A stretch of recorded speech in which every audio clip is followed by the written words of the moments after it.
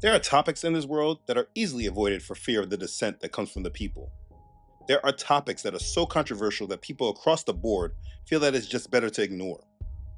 I have always heard that there are three topics you should avoid, and that's race, politics, and religion, because these subjects are so divisive due to the many different views and different sides that people can be on.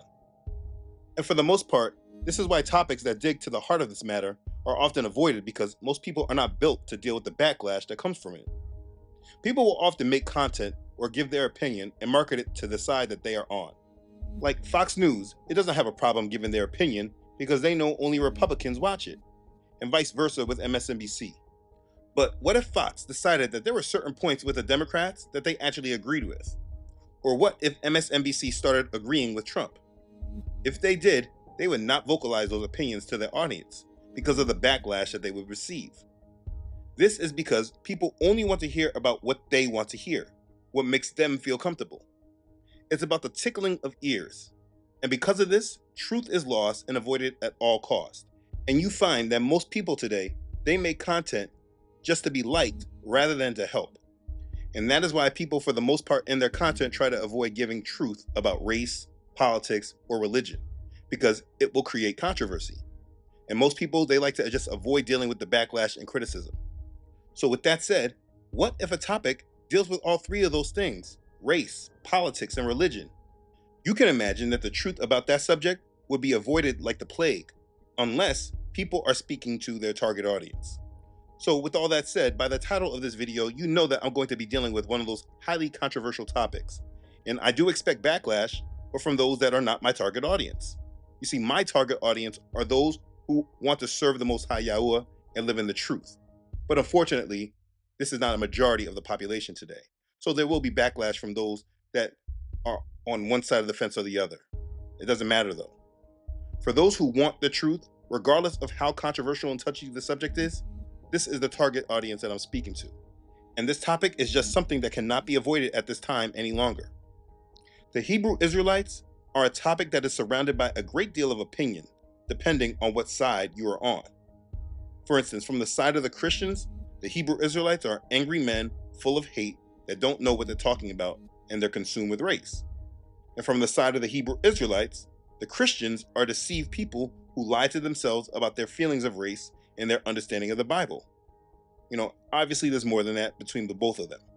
Now, I am not a Christian, and I am not a part of the camps or groups labeled as Hebrew Israelites. But because some of my views have some similarities with both sects, both Christians and Israelites, people want to view me as either one or the other, regardless of the fact that I have repeatedly tried to go out of my way to explain that I am not either. I am a full believer in the scriptures, though.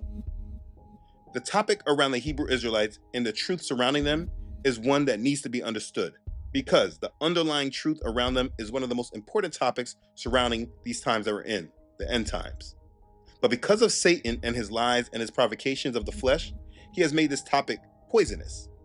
And as we continue to move towards the times of the Great Tribulation, more and more we are going to see a cataclysm between these two groups, Christians and Hebrew Israelites. And what will happen is that from the outside, depending on what side you are on, you will only see it from that vantage point that you're trained to see it from. But you will miss the overall truth that both of these groups are sharing, because you're only focused on the fight. And that is what is happening and what will happen even more as agendas persist.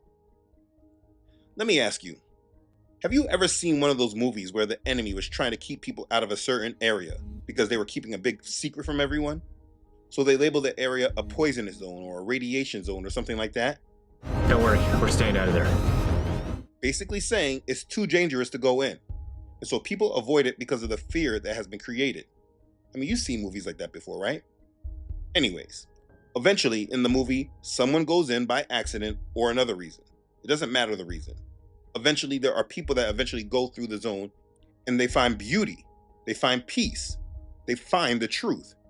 And they learn that what was being labeled as poisonous and dangerous, and what you were being warned to keep out of, was just a lie to keep people away from the truth. There have been many movies that had that type of message built in. Well, that metaphor is exactly what the topic of the Hebrew Israelites is exactly like to the T.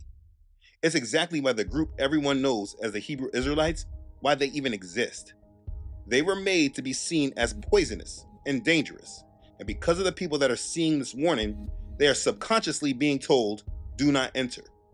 And because of this, the majority of the people in this world continue to live in lies that will lead them to hell. Listen, let's be clear. I'm not talking about this subject because I want to, but because I have to. I believe we are in the final months before the tribulation starts. There are a lot of major radical moves happening that are all about changing this world, and they are moving in fast with it. This topic about the Hebrew Israelites is literally a major topic that Satan has manipulated on both sides in order to keep people out of the truth, and it needs to be handled and handled with care, and that is what I intend to do. I do not expect to make both sides, the Hebrew Israelites or the Christians. I don't think what I will say will make either happy, and I'm not catering to either. But I do believe that this is normally where the truth is found, and it must be given. Either way, we will discuss the truth about the Hebrew Israelites. Let's begin. Okay, now I tried to play this clip from the Cosby Show to illustrate my point and where I'm going with this, but copyright restrictions wouldn't allow me, so I'm just going to summarize it. If you watched the Cosby Show back in the day, there was a scene where Vanessa came back from college engaged to an older man. His name was Dabnus. It was a funny episode, and I remember it well. I think most of us would. In that program, I always remembered what Bill Cosby said. He spoke to Dabnus, and he was speaking nice, but then he said, and you'll just have to forgive us because we just don't like you. And he told Dabnus it wasn't his fault because he is not to blame. He said if you want to blame anybody, then blame Vanessa. And then he went into illustrating it by talking about food. He illustrated that, let's say Dabnus' favorite food was a juicy steak with all the fixings and was prepared for him. He's excited for it. Smell the mushrooms, sauteed. Smell good. Boy. But when it's presented to him, he doesn't put it on the plate. He takes the lid off a used garbage can and gives him the food on the garbage can lid. And you sauteed mushrooms, and I give it to you. Not too appetizing, is it? It's in the presentation. That's the way she brought you here, on a garbage can lid. It wasn't about the fact about their relationship and who Dabnus was. It was about the presentation. And you see, before I tie it all in, if you remember this whole situation, what happened after Bill Cosby started to get to know Dabnus? Yeah, he loved Dabnus, always sought him out after he got to know him. And you see, I believe that's the most perfect metaphor in understanding this topic about the Hebrew Israelites that I could provide. Let me break it down. Dabnus will be the truth that the Israelites represent. But the Hebrew Israelites are Vanessa. And what they have done is they have presented the truth on a garbage can lid and has made the truth seem poisonous, dangerous, not enticing, and not possibly anything to do with the truth. And therefore, it is something that should just be avoided. Let me explain a little bit more. There is an overall truth that the Hebrew Israelites represent.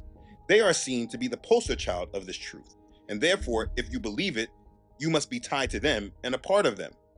That truth being that the Negroes scattered around the Americas, the Caribbean, Africa, Europe, Asia, all around the world. They are in fact the true descendants of Israel and are just a fulfillment of the prophetic curses our father, Yahuwah, promised Israel when he made a covenant with them. Scriptures like this is an overall example. Hear the words of this covenant, and speak to them, men of Judah, and to the inhabitants of Jerusalem, and say to them, Thus says Yahuwah Elohim of Israel, Cursed is the man who does not obey the words of this covenant which I commanded your fathers in the day I brought them out of the land of Egypt from the iron furnace, saying, Obey my voice, and do according to all that I command you. So shall you be my people, and I will be your Elohim, that I may establish the oath which I have sworn to your fathers, to give them a land flowing with milk and honey, as it is this day. And I answered and said, So be it, O Yahuwah. Then Yahuwah said to me, Proclaim all these words in the cities of Judah and in the streets of Jerusalem, saying, Hear the words of this covenant and do them. For I earnestly exhorted your fathers in the day I brought them up out of the land of Egypt, until this day, rising early and exhorting, saying, Obey my voice. Yet they did not obey or incline their ear, but everyone followed the dictates of his evil heart. Therefore I will bring upon them all the words of this covenant, which I commanded them to do, but which they have not done.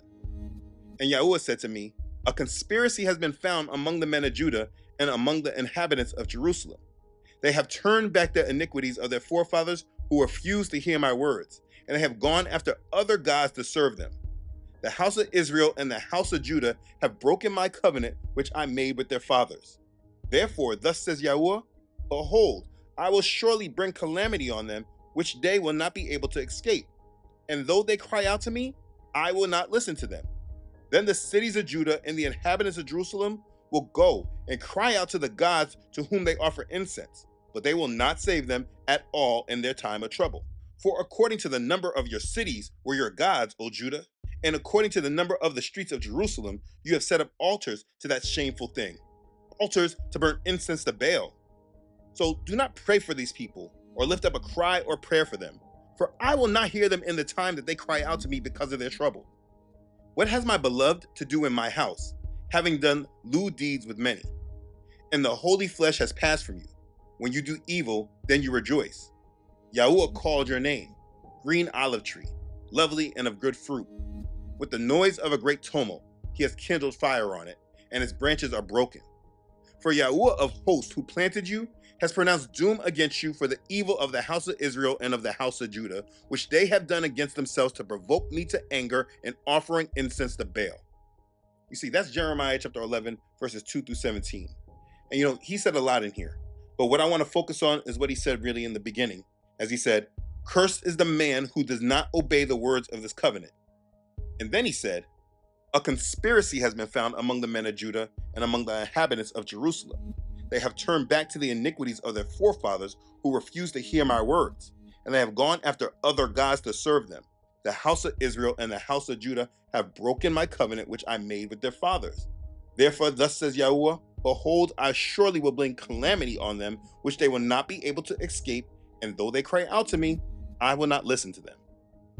You see, this is what we learn intensely when we read our whole Bible. It is an overall truth that Christians know, but they ignore, or they just don't fully process.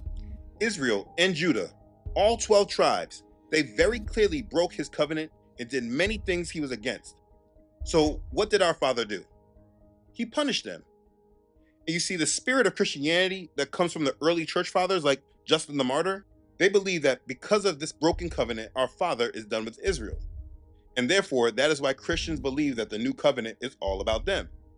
But in pure hypocrisy, they don't believe that fully, which is why Christians still support modern day Israel and all the wars that they're a part of, because they believe that God gave Israel back to their land in 1948. There is a bunch of hypocrisy in their teachings that I have just gone over when speaking about the time of Jacob's trouble. If you don't understand what I'm saying, watch that video and bring your disagreement there in context. Anyways, as Yahuwah said, Israel broke his covenant, and Yahuwah said in those scriptures that I just read, cursed is the man who does not obey the words of this covenant. And so in his word, before Israel ever even got into their promised land, he broke down what those curses would look like and what they would be if they were disobedient. And that is found in Deuteronomy chapter 28. And in that chapter he wrote, moreover, all these curses shall come upon you and pursue and overtake you until you are destroyed, because you did not obey the voice of Yahuwah your Elohim to keep his commandments and his statutes which he commanded you. And they shall be upon you for a sign and a wonder, and on your descendants forever, because you did not serve Yahuwah your Elohim with joy and gladness of heart for the abundance of everything. That's Deuteronomy chapter 28, verses 45 through 47. The curses would be as a sign and a wonder on the descendants of Israel forever. This is a sign that they would have because they were disobedient, and that truly is Bible 101. Everyone knows that Israel was not obedient and they broke the covenant. But in the mainstream view, particularly in Christianity, for some reason, they think Israel should still be blessed. This is 47th Street, New York City's diamond superhighway. Nearly 90% of the diamonds that enter the U.S. come through this one block in Midtown Manhattan. A whopping $24 billion in annual sales happen on this one street in Midtown Manhattan. But I'm hard-pressed to believe that all that cash is moving through these storefronts. I suspect it's the businesses up there in these buildings where I'm gonna find the real secrets and the real money. Hello. I'm going to the Diamond Dealers Club. This is the International Gem Tower, and 14 floors above the hustle and bustle of 47th Street is the exclusive Diamond Dealers Club. No one gets in here without an invitation. And And judging by the high security, they've got something going on up there worth guarding. How much you want for this? 10 overload. I'm a good customer, come on. If I pay you every day, I'm a good customer, come on. When you walk down the street to see exchanges, that's the retail part of the business. Upstairs in the offices, that's the wholesale. People here are wholesalers. Even though the people that they believe are Israel, these people to this day, they vehemently reject the Messiah, and they aggressively are trying to bring their false Messiah to rule them. But Christians have hope for them that through all that wickedness that they display, Christians, they still have patience and hope for them, though they are aggressively bringing about the conditions for the Antichrist to come. They still have hope for them that they're going to turn from their wicked ways. I mean, everyone knows this about them. They know that they're trying to bring about the rule of the Antichrist, but yet Christians hold fast to them being the people of the scriptures. The hypocrisy is really strong, but I'm getting off track because this is not about them. My point is that anyone that is reviewing the world biblically should be looking for who matches the sign that our Father said would be there. And also, they should not just follow what the world tells them to believe just because everyone in the world believes it. And so yes, biblically, when understanding that Israel would be cursed and not blessed, and that Yahuwah prophesied that Jacob, Israel, would be in trouble, we can look at what he wrote, and if you're being objective and making the Bible the main authority in your life, there are only one group of people that match with these curses written. If you disagree, then in the comments explain. Or you Christian content creators that like to disagree so much, explain and provide evidence. Please give the group of people scattered all across the world that match with these curses of Deuteronomy 28 more than those labeled Negroes, that are defined by a skin color and made to believe they have no heritage and they are just African people all scattered around that come from Africa. Like everyone from Africa is the same thing. Now, when reviewing it from that aspect, thinking about the curses, this is a biblical aspect. That's understanding this topic biblically. Academically, our history is proven as well. The funny thing that people like to believe is that just because this country wants to act like they don't know who we are or where we come from, and they just want to label us as Black people or African Americans or Afro-Brazilian, Afro-Colombian, Afro-Cubans, etc., just because the leaders of this world want to pretend like they don't know our history and who we are, the Christian world wants to assume that it's really not known. But this is very much a lie. We are not Black people. It is easily traced academically who we are and where we are from. All you have to do is go backwards in time and stop looking at everyone in Africa as descending from the same tribe or people. I've made a video extensively documenting this in the We Are Not Black People series, part 6 of that series to be exact.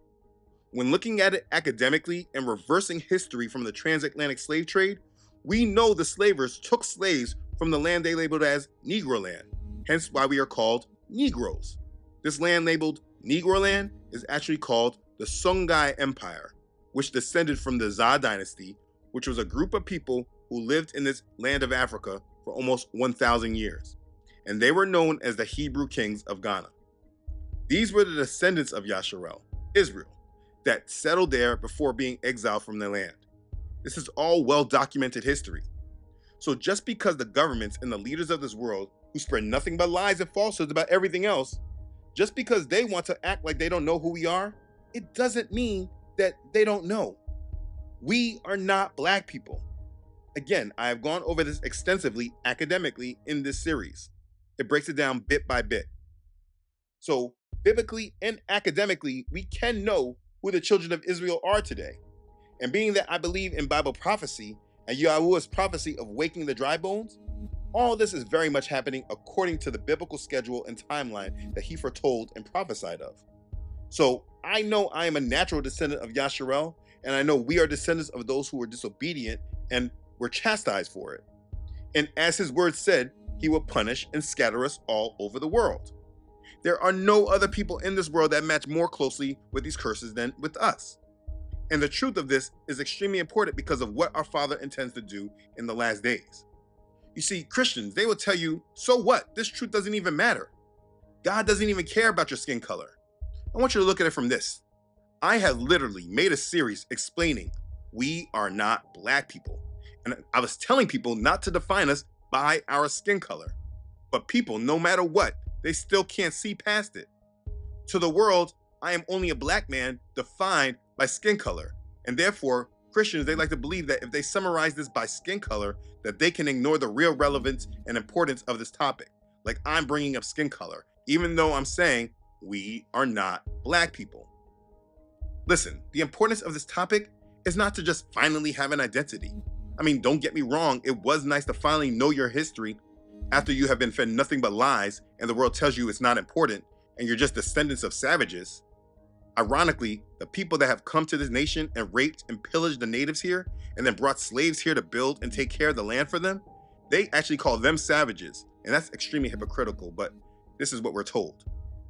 Anyways, the relevance of this topic is not about having an identity, but understanding Bible prophecy and what our Father has prophesied that he would do. You see, our Father has prophesied that after he punished us, he would gather a remnant of Yasharel that he scattered and he would bring them back to him.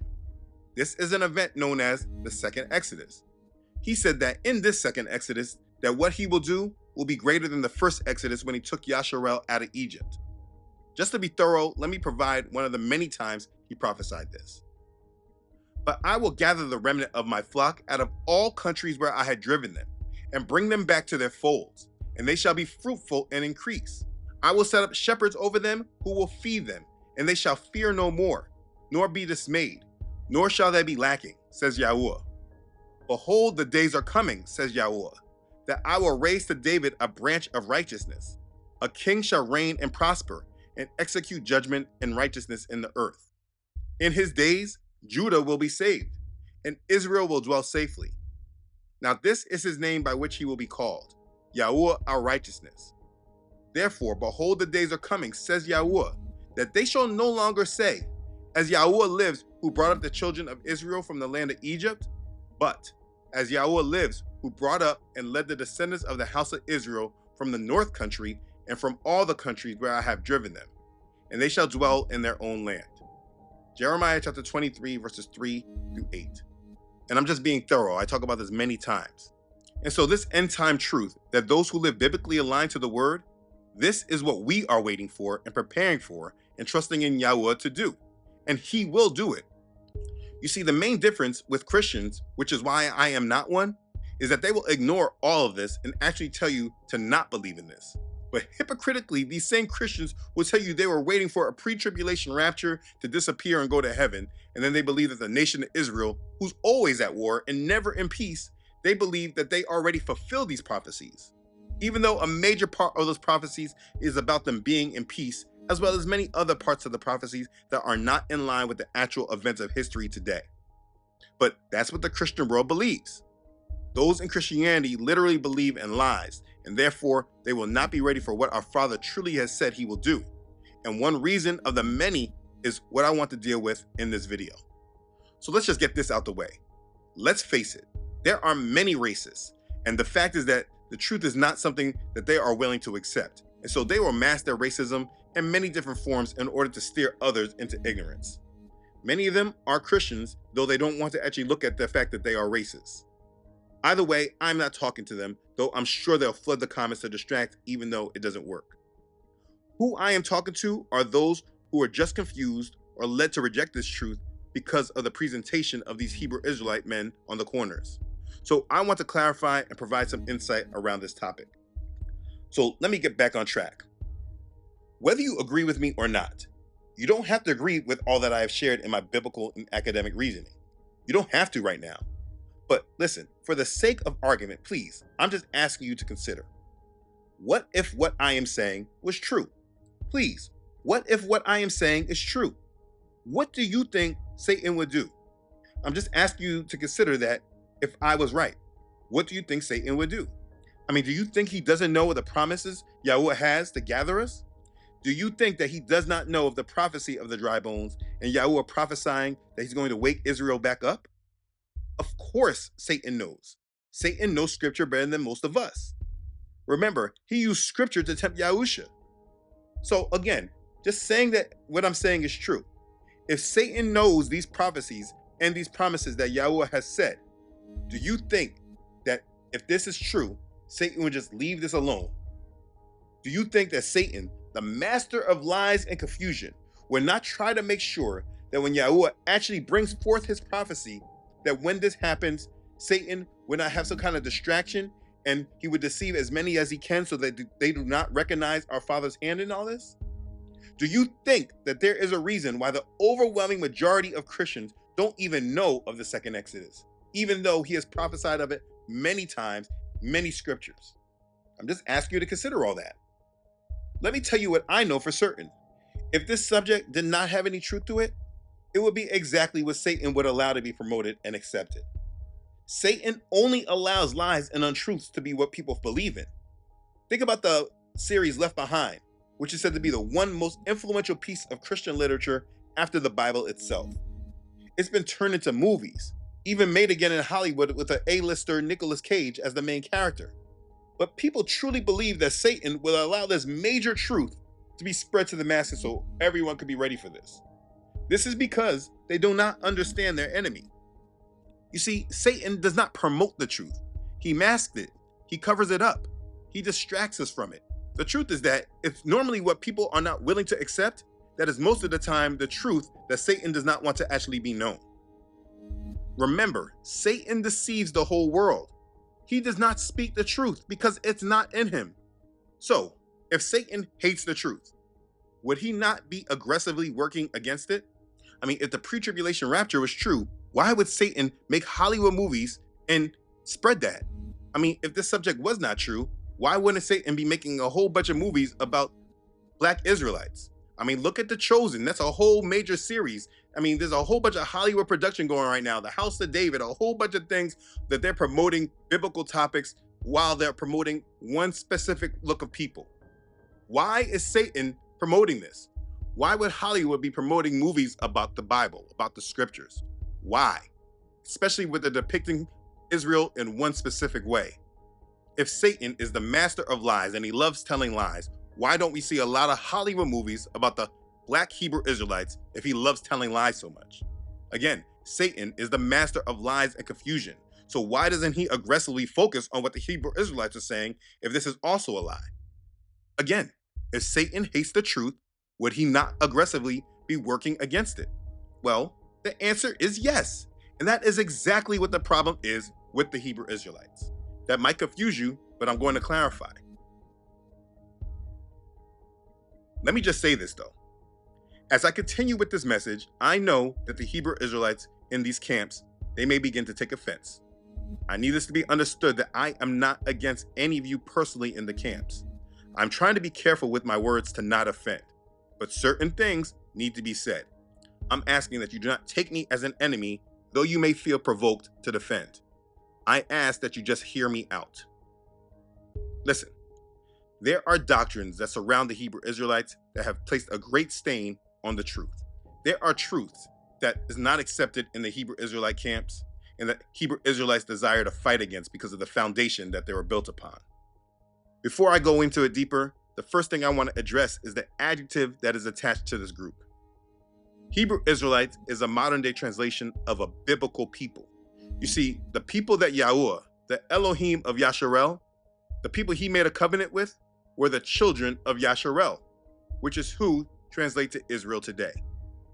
So this tribe of people, they were called Israelites. The people of the Bible Yahuwah made a covenant with were Israelites. Okay, that should be clear and not debatable. Next, the Israelites were Hebrews. This was the language they spoke. Hebrew is the modern word for Ivri. The children of Yasharel were described as Hebrews or Ivri. Some instances they describe themselves as Hebrews and not by the tribe of Yasharel. For instance, when Jonah was on the boat, it says, "Then they said to him, 'Please tell us, for whose cause is this trouble upon us? What is your occupation and where do you come from? What is your country? And of what people are you?' So he said to them, 'I am a Hebrew, and I fear Yahuwah, the Elohim of heaven, who made the sea and the dry land.'" That's Jonah chapter 1, verses 8 and 9. He described himself as a Hebrew. This is also how the rest of the nations referred to them, like when Pharaoh's daughter found Moses. It says, "And when she opened it, she saw the child, and behold, the baby wept. So she had compassion on him and said, 'This is one of the Hebrews' children.'" Exodus chapter 2, verse 6. Moses was one of the Hebrews' children. Or earlier, when Yahuwah was sending Moses to free Yasharel, he told Moses, "Then they will heed your voice, And you shall come, you and the elders of Israel, to the king of Egypt, and you shall say to him, Yahweh, Elohim of the Hebrews, has met with us. And now, please let us go 3 days' journey into the wilderness, that we may sacrifice to Yahweh our Elohim. That's Exodus chapter 3, verse 18. Yahweh is the Elohim of the Hebrews. And this is because Abraham was a Hebrew. It says, the one who had escaped came and told Abram the Hebrew, for he dwelt by the terebinth tree of Mamre the Amorite, brother of Eshcol and brother Anar, and they were allies with Abram. Genesis chapter 14, verse 13. So like I said, the actual word was Ivri though. And this word Ivri is because of who Abraham descended from.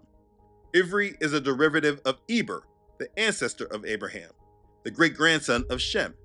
So this is why they're called Hebrews. Okay, that's just a little bit of history right there. So listen, they're Israelites and they're Hebrews.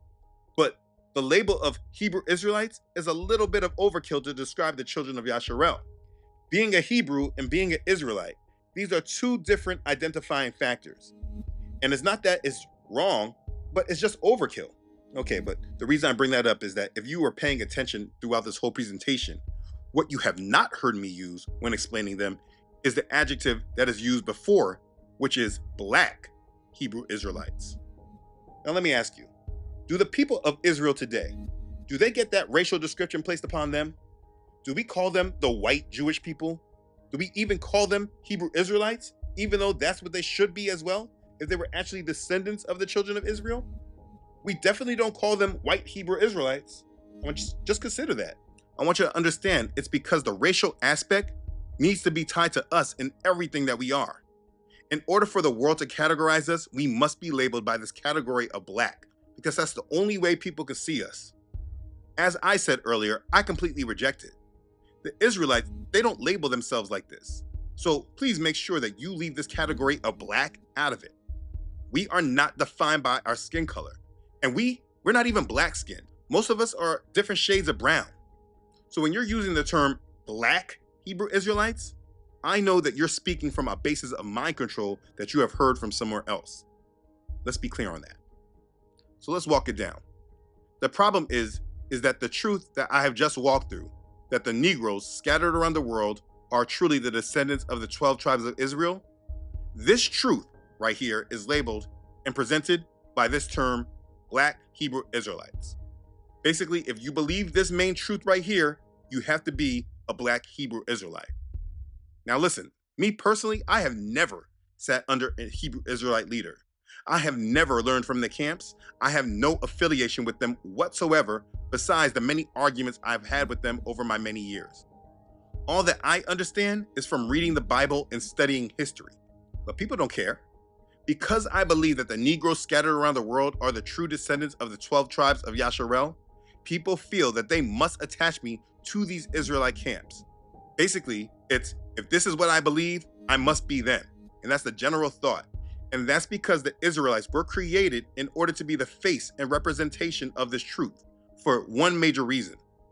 That reason being that they are the garbage can lid. I don't get a plate.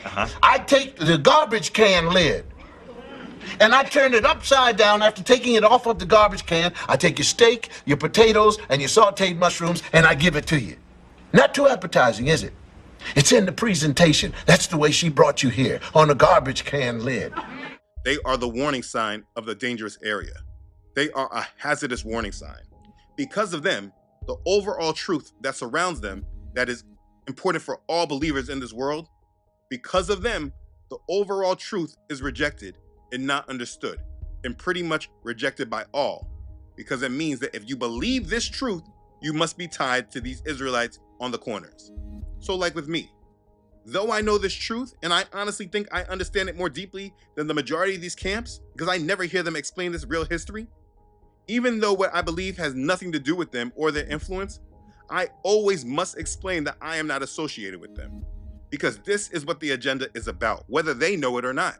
Because if you all see them as the major representation of the truth, you will never really feel that you need to understand that truth, and it will keep you back from the overall truth of what our Father has said and what he prophesied he would do in the last days. The truth is being presented on a garbage can. Here's something important to understand. The Hebrew Israelites, though they understand this major truth about who they actually are, they did not receive it through the revelation from our Father. Our Father said he would awaken the dry bones. When he does anything, it comes from peace and love and pure reverence. That's not what we see from the Israelites. The truth is that the foundation of the Hebrew Israelite camps that are what the masses know today, they were not awakened by Yahuwah, but they were actually put out by the enemy in anticipation of our Father's prophecy. They were brought to the knowledge of the truth through Masonic ties that lead back to Satanism. And because the foundation is off, if you come from this foundation, your root is tainted, which is why they were sent in the first place. Christianity and the Hebrew Israelites actually have more in common than they would like to acknowledge. Let me explain. I've repeatedly tried to explain that the reason I reject Christianity is because the root of Christianity comes from tares. Christians believe that their root comes from the apostles who spread the faith. But what they overlook is that their root is actually from the early church fathers from the 2nd century who came after the apostles. These Gentile converts who mixed the faith of the Hebrew scriptures with their pagan Greek philosophy that was always a part of their culture, that is what Christianity is based upon. The early church fathers are the tares that the religion of Christianity is based upon, which is exactly why it's the largest religion in the world. The world is able to accept Christianity because it's compromised. And the reason why is because of the foundation that it's built upon. Now, the problem with the Hebrew Israelites is that its foundations are built upon another false foundation that those who are in the camps either do not know or they have found ways of rationalizing it. And I'm sure the leadership knows, but there's a lot of compromise with that as well. And because of the false foundation that was laid, there are major falsehoods that are found within the doctrines of the Israelites that have made it so that they represent an important truth, but is not able to be received because of their presentation of it. Today, there are many different camps, and they're divided on a few issues. They do not all share the same beliefs, and they should not all be lumped together. There are doctrines that are tied to the Hebrew Israelites as a whole. Again, not all the groups share these beliefs, so if it does not apply to your group, don't feel I'm attaching it to you. But because these doctrines are known by the overall label of Hebrew Israelites, when speaking generally, everyone seems to get lumped in with everyone else. That's just what happens. In speaking on general terms about the Hebrew Israelites, what is clear is that they have many doctrines that are built upon hate because of false understanding that are taught to them that are rooted from the foundation that they were started upon. The biggest one is who they are taught Esau is, and then because of it, they have developed a justified doctrine of hate based upon skin color, actually reversing the same ignorance our oppressors used against us. They reject the other nations and therefore preach and teach that Gentiles have no acceptance into the kingdom and therefore Gentiles cannot be saved, promoting a doctrine of rebellion and rejection of the Most High. They use a fake chart that has made most minorities in America and the Caribbean descendants of Israel. Everyone basically, that's a minority. That chart is absolute garbage and a lie, but it's a basis for their beliefs and who their audience is. There are falsehoods that are attached to them that stem from their Masonic foundation, and they need to be understood. And in order to do this, we need to go to the beginning of the foundation and understand the history, just like we do with any subject that we're trying to understand. Please understand, my desire about this is not to tear anyone down personally. Though I am utterly against the Masonic foundation of the Hebrew Israelite camps, I am not against any of the brothers and sisters that are in these camps. I believe that in the future, when this tribulation starts, because of the foundation of these groups, I believe that they will be joined into a race war that will be used against the overall truth. My desire is to make sure that that truth is told and understood so that those that desire to understand this subject can do so without hearing the bias depending on what side of the fence you're on. You see, there is absolutely truth tied into what the Hebrew Israelites believe, especially about their identity. But unfortunately, there are absolutely lies attached to what they believe as well. And they have been used as a warning sign against the truth that keeps people away from it. I personally believe that if it was not for them, the truth would be much easier to accept for more people, because when you read the scriptures and actually apply them, there's only one group of people on this earth that everything written and prophesied of could actually apply to. But the sect of the Hebrew Israelite camps were created since the time when slavery was said to be abolished and Lincoln freed the slaves. They were brought into this truth in order that Satan had a group that was able to mask the truth and keep people away from it. Satan proactively created his own groups to be the face of truth, so that when Yah did start waking up his children, the truth already had a face and warning sign to it. And you may disagree now, but I will prove this. My desire is that once the truth is understood, all who truly love Yahweh will embrace him more deeply and live aligned to the truth and not be led by those placed in front of us to keep us away from the truth. The identity of the Israelites is probably one of the most important topics in regards to Bible prophecy today. I mean, if you get this wrong and you are following the enemy's version, it will lead you in a direction that leads to the beast. For many others who understand the identity of the Israelites, but you're still tied to these camps, it's important that you really try to understand what's being presented here. Because just like you may have came out of Christianity because of the false foundation it had, it's important that you understand that the situation is very similar with these camps, and it probably has just not been presented to you. There is an agenda for a race war that will come when the system collapses, and many of your so-called leaders will lead you into it, and it will keep you out of the second Exodus. And even if that's not the risk, because of the foundation of hate that has been taught, you are not actually doing the will of our Father, but being a tool for the enemy. Me personally, I am a man that has no tolerance for the ways of rebellion of the other nations, and I know that they all have judgment coming for them. But I also know that at this time, Yahuwah has not given me a role of being judged yet. That time is coming, but it's not now. My job is to be a priest to the world and show the world how to be what Yahuwah desires us to be. And then I let Yahuwah decide who comes in the kingdom. Hypocritically, most of you, while you're taught to reject the Gentiles, your leaders still keep you under the Gentile influence because of their Masonic influence and attachment. And that's very double-minded. I just want to provide a perspective for you to have. Maybe it won't be accepted today, but as the agendas increase, these words may make more sense. What I will do in this series is go through the history of the foundation of the Hebrew Israelites, and we will discuss what the enemy has done. And from this, anyone that desires to understand the truth can do so from a perspective that has details that have not been discussed. So Yah willing, we will continue this discussion in the next video. But until then, regardless of what side of the fence you are on, whether Christian, Hebrew Israelite, or none of the above, please understand that Bible prophecy is extremely real and extremely important. If you do not have a strong understanding of what the Old Testament prophets have declared to happen in the last days, then you do not have a proper perspective on the truth, and you will not be ready for what's coming. So regardless of what you believe right now, please make sure you have studied and read the books of Isaiah, Jeremiah, and Ezekiel, as well as the other minor prophets. Read them all, but you cannot really understand them if you've not read the books before them. So please, go back from the beginning in Genesis and read your Bible from the beginning and apply the word in full. Now is the time to get right and live strongly in the truth. It is the truth that will set you free.